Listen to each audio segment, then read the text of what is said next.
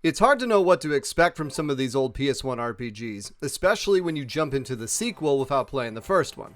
Well, it worked out okay for me back in the day with Breath of Fire 3, and though people have said the first Suikoden is solid, it is universally accepted that 2 is the definitive game to play, at least on the PS1. And that's the impression I formulated. Well, hey, when you're about to start a 50-hour RPG, you want good times ahead, you know? So, I've painstakingly kept myself in the dark about this game. I have not looked up how long it is to beat or anything else about it, and that's proven to be a great choice. Upon starting the game, I'm struck with that familiar nostalgic feeling of the PS1 era. The cutscenes, the graphics, the weird muddiness, and with my Retrotink 5X, it makes it all look great on an HD TV.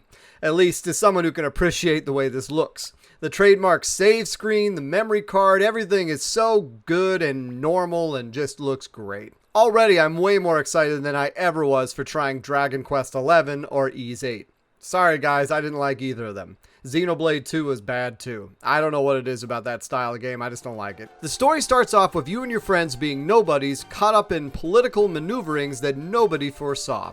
It's not your standard chosen one fare that so many RPGs are known for. Instead, it's a very grounded, politically hot environment that the devilishly mad villain Luca Blight has decided to take advantage of. Now, you control the small-town duo of Ryu and his best friend. Now, I normally don't rename characters, at least not recently, but this game didn't give me a default name to go on, and I didn't know his name was supposed to be Ryu, so I just named him Luck, which is a standard go-to for me, as it's a play on the name Luke. It was funny, though, because sometimes in the game, a character would say, Luck, you got lucky, or wow, Luck, that luck was unintentional, and it was pretty funny. Oh, breaking the fourth wall there, Chiefy. I thought your name was Lucious, or LT, or a sissy girl. You're a member of the Unicorn Brigade, a regiment of student soldiers the night before a big treaty is to be signed between the city-state and the Highland Empire. And then all hell breaks loose. Exploration of the camp is rewarded as you can go left to a cliff top that suspiciously looks jumpable, which is a very helpful place to remember later.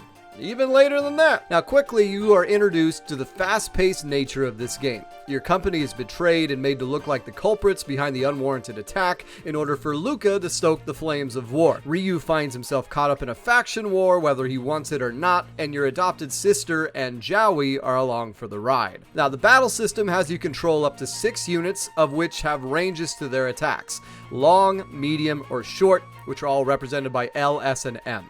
If a unit is a short attacker, they can only be in the front row, so positioning is key. Positioning matters for enemies as well. The back row enemies can only be hit by L units, and the M units can be in the back row or the front row, but they can only hit the front row of the enemies. Grinding does not seem to be possible, as experience gained is very hard to gauge. Units that are underleveled catch up fast, but fighting random enemies does little to level your team once you are fighting the current soft level cap. There is a nice feature where the runaway option becomes let go once you know you are fighting underleveled enemies, which always succeeds, similar to the Earthbound auto-win feature, so that's nice. Now players choose their attacks all at once, and then initiate them concurrently. That same goes for the enemy.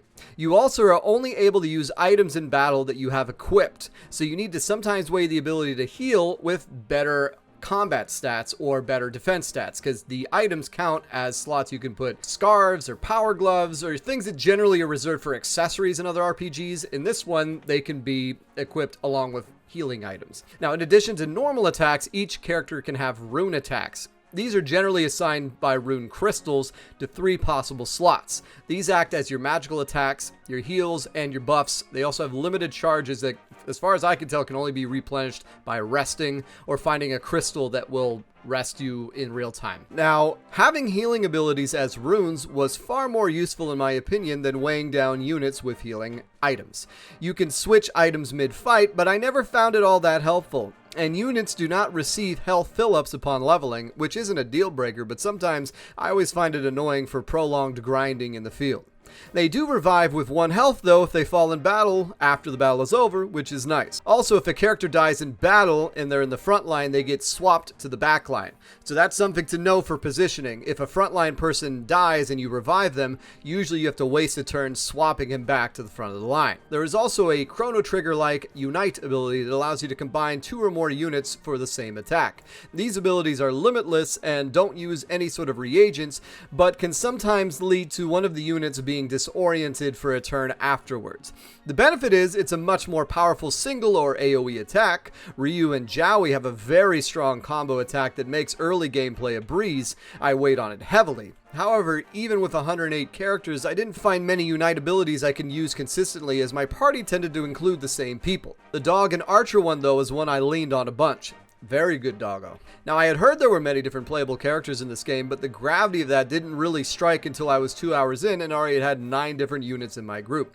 I think you can have upwards of 40 characters that actually fight for you, and then like I said, there's 108 total that will be a part of your clan or your base or whatever. After the mercenaries rescue you, they send you off to go recruit more followers, and this is where the game's enjoyment really steps up. You are just free to explore to your heart's content. You need to go find unique NPCs in various towns and areas and figure out ways to recruit them. One is as simple as putting a bird's nest back in a tree, while another involves paying off a deadbeat's bar tab. This gameplay element is immediately extremely enjoyable and exciting, similar to recruiting units on the battlefield in Fire Emblem, as this continues throughout the entire game. Some can be as vague as, oh, I heard a squirrel will join your party at X, or yeah, girls get accosted on the streets. You know, you have to figure out what that means and how you can recruit them.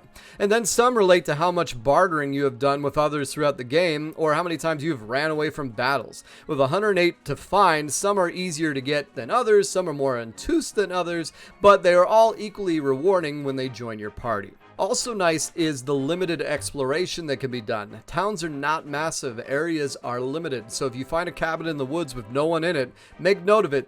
It's there for a reason. And then, lo and behold, a few hours later, mercenary captain will be like, oh, we need to go find someone. We heard he was lost in the woods or blah, blah, blah. I'm like, oh, yeah, that was that place. So there's a lot of payoff if you just remember where you've been. The game also does a nice job of time gating where and when you can go to not overwhelm you with so many locations as well. Now, it becomes very clear that you need to be on top of these recruitments too, as the plot moves at breakneck speed. Towns that are early game settings with save spots and other useful shops get destroyed and massacred.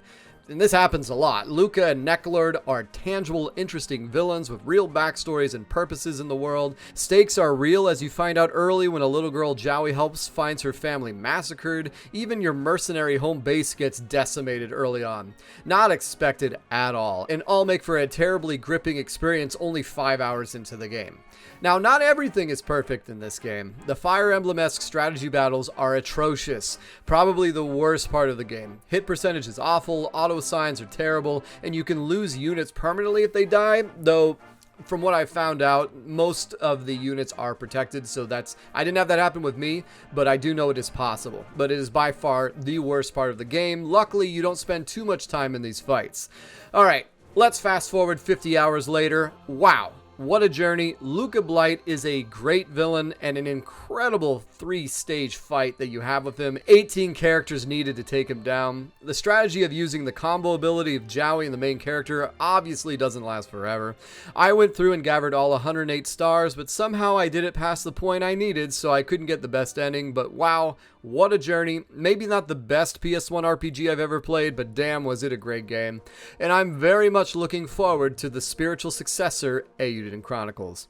Anyways, that's my thoughts on Suikoden II. If you can somehow manage to find a copy of this, do it, but it is so expensive. Hopefully they do a re-release, or you can pick it up on PS Plus or something like that, or just emulate it. Well worth a playthrough. But that's what you got for this week, guys. It's been so nice getting a hold of you. Take care.